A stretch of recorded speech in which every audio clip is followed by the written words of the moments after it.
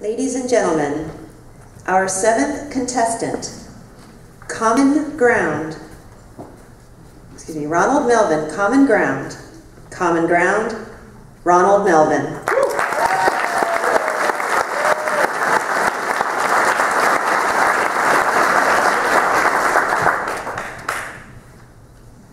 Have you ever considered how different your friends are? Just like these ropes.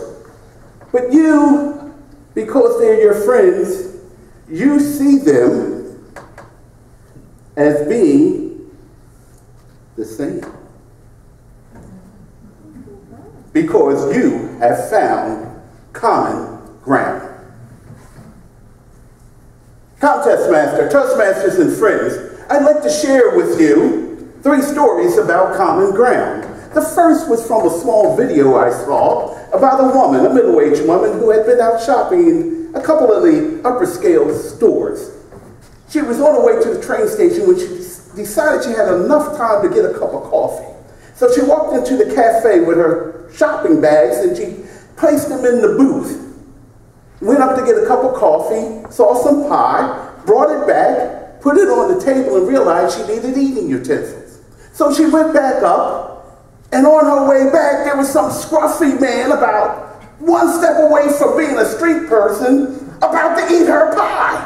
So she went over and flopped down in the seat in front of him and grabbed the pie. He grabbed it back. She grabbed it again. He grabbed it back and took a piece and put it in his mouth. She grabbed it back, took a piece and put it in her mouth. He grabbed it and took a piece, put it in his mouth. She grabbed a piece, and this went on until the pie was gone. He picked up the creamer. She nodded. He poured some cream in the coffee. Picked up the sugar. He put it in, stirred it, and pushed it to her. She took a sip, pushed it to him, and they did that until they finished the coffee. At that time, she realized her train. She jumped up and ran out with her purse. Got to the train station. Her bags. She ran back again. Where's her bags? Where's the man? Oh, there's her bags. She went over and reached to pick them up, and there was a cup of coffee and a piece of pie. She had sat down at the wrong table. She had found common ground. I know what you're thinking. You see, I'm from Minnesota. Some of you are thinking, I didn't know there was black folks in Minnesota. Now, I live in Florida. Well, not really. What I want to tell you is the fact that while I was in Minnesota, I liked a group called ZZ Top because I like Texas blues. So they were playing in Minneapolis. I had to drive 100 miles up there to go see the show. I was sitting on the left side in the middle, halfway up. I could see the whole auditorium. And there wasn't one person of color in there.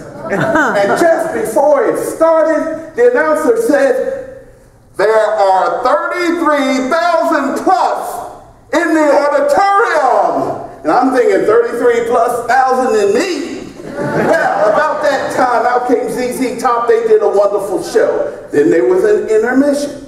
And then came out Leonard Skinner. Well, Leonard Skinner does country rock.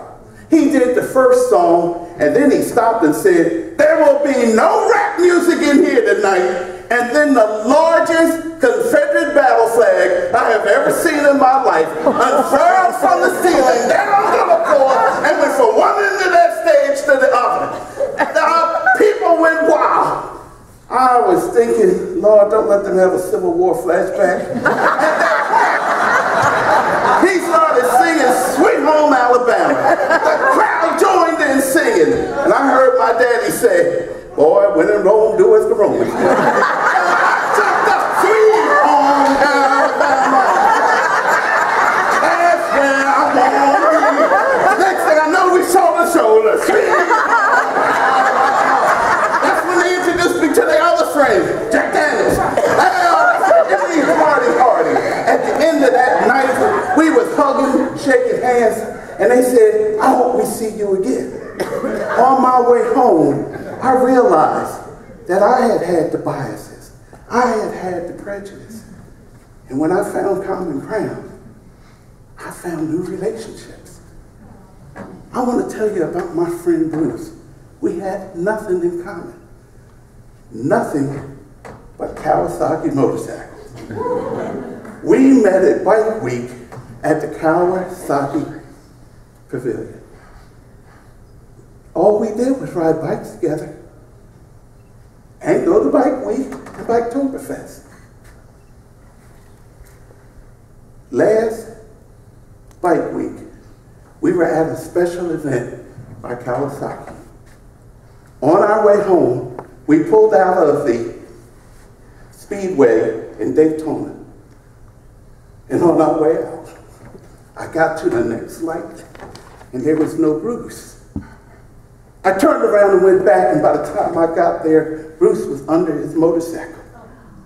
And I could see his life fluids pooling around his body. I'm an old fireman. I knew Bruce was gone. I put this story on Facebook, and somebody wrote back with a quote that said, "Mel, a friend is someone who reaches out for your hand and they touch your heart." I say to you, Toastmasters, each and one of you are capable of reaching out your hand. You do not know what heart you will touch. And you will be more successful and enhance your life if you would just seek common